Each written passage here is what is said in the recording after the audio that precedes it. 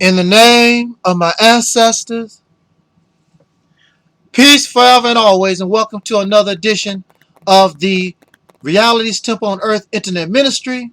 Of course, I am the gatekeeper or the host of this particular program, known here on the internet as the mighty Angel Snub Nub 7. I am your brother, and hopefully your friend, Talik Ibn Ra. I would like to take these few minutes to give my respect, my condolence to the Jackson family for the loss, and in memory of the world's greatest entertainer that has ever lived. And I will challenge anyone who would dare to say other than that on this anniversary of the passing of my brother. And he was our friend, with his error, with his fault, with his great talent. Whatever he was someone that did make his mark upon the human family.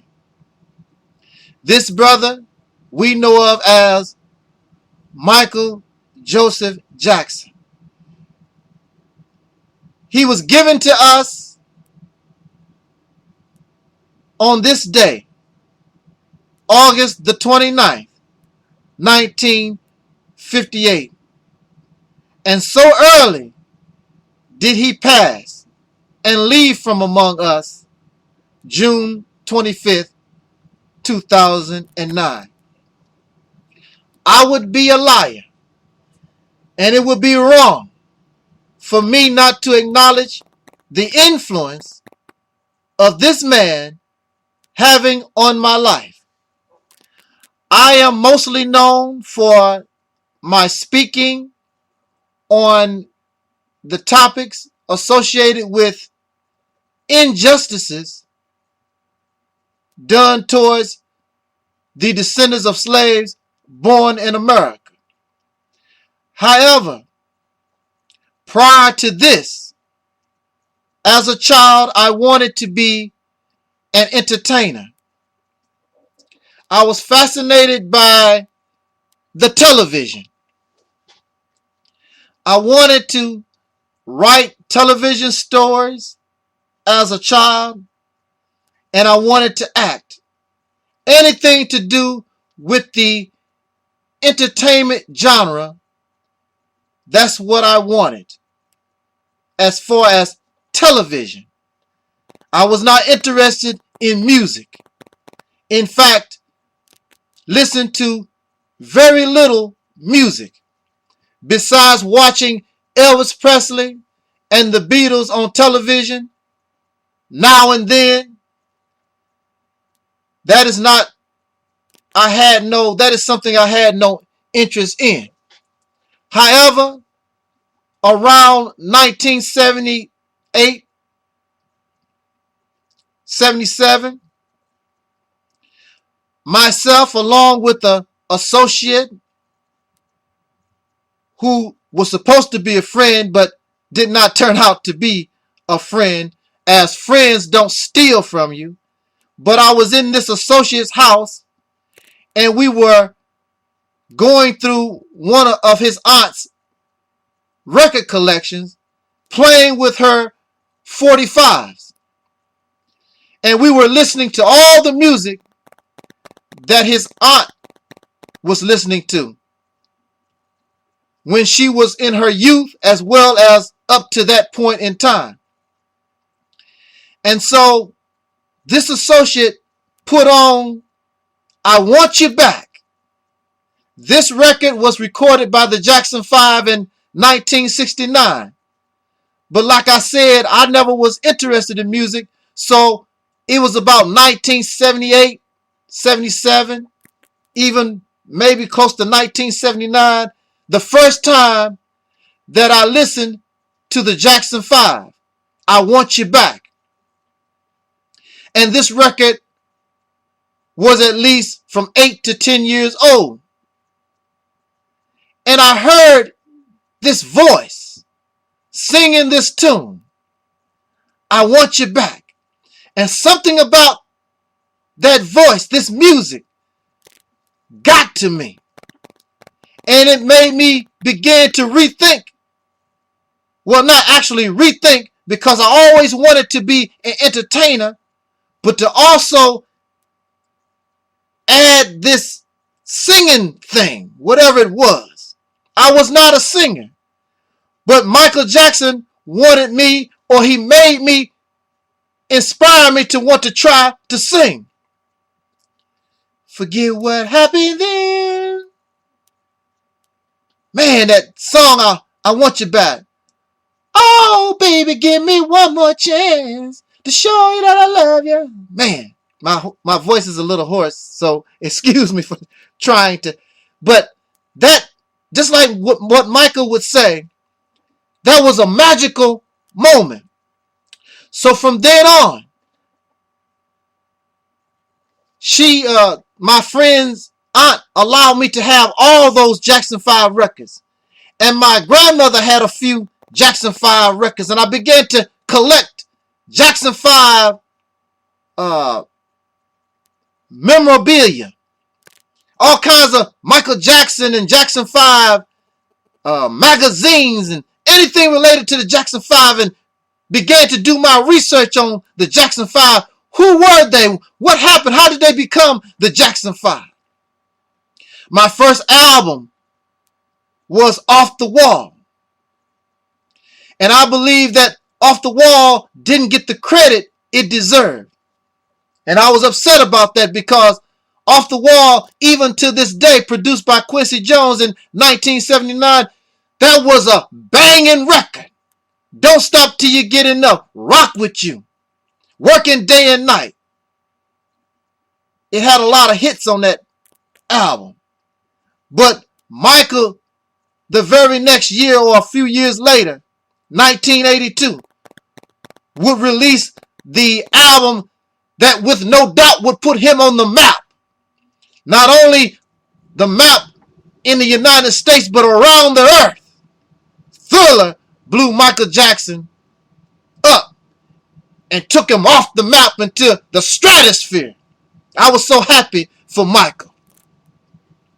Now, prior to Thriller, as I told you, I always kept up with Michael Jackson. And when Michael Jackson, according to one of his magazine interviews, I believe it was in Jet Magazine, they interviewed Michael Jackson when he was 21 years old. And I believe I still have that Jet somewhere around here. But Michael Jackson, when he was 21 years old, when Thriller came out, Michael Jackson was 25, 27, something like that.